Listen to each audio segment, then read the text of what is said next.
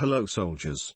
Today, I will be talking about the history of what we know today as furries. The reason I'm doing this for a video is that I talked about furries, but I never explained what is a furry. According to fandom historian Fred Patton, the concept of furry originated at a science fiction convention in 1980, when a character drawing from Steve Gillick's Albedo Anthropomorphics started a discussion of anthropomorphic characters in science fiction novels. This led to the formation of a discussion group that met at science fiction conventions and comics conventions. The specific term furry fandom was being used in fanzines as early as 1983, and had become the standard name for the genre by the mid-1990s, when it was defined as the organized appreciation and dissemination of art and prose regarding furries, or fictional mammalian anthropomorphic characters.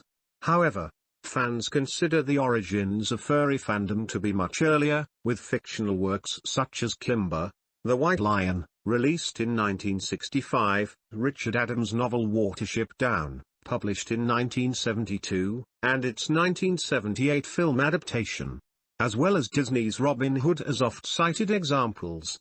Internet newsgroup discussion in the 1990s created some separation between fans of funny animal characters and furry characters, meant to avoid the baggage that was associated with the term furry. During the 1980s, furry fans began to publish fanzines, developing a diverse social group that eventually began to schedule social gatherings.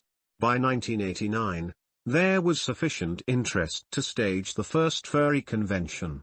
It was called Conference Zero, and was held at the Holiday Inn Bristol Plaza in Costa Mesa, California. The next decade, the internet became accessible to the general population and became the most popular means for furry fans to socialize. The newsgroup alt.fan.furry was created in November 1990, and virtual environments such as MUX also became popular places on the internet for fans to meet and communicate. Allegorical novels, including works of both science fiction and fantasy, and cartoons featuring anthropomorphic animals are often cited as the earliest inspiration for the fandom.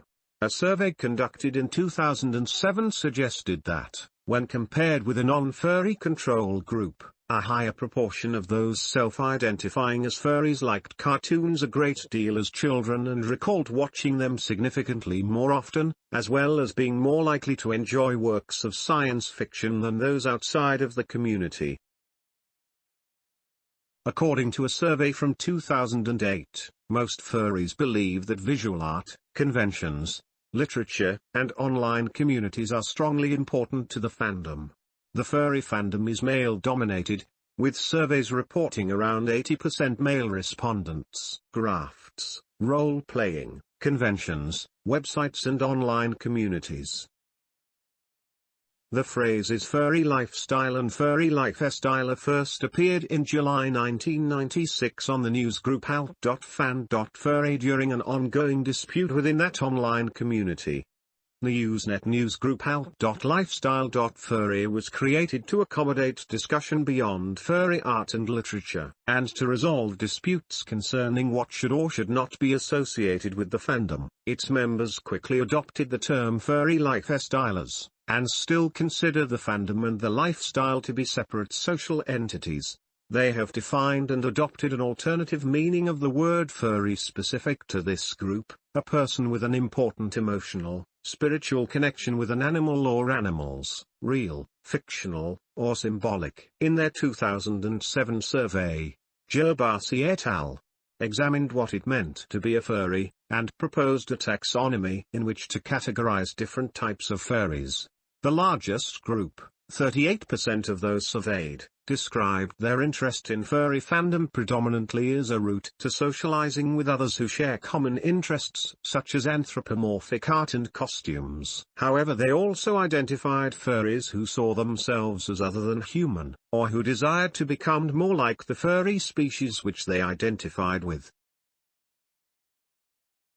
They're a little more for the law, but I won't get too deep onto it or else I will need to put bleach on my eyes. That's everything for this video. Good day, soldier.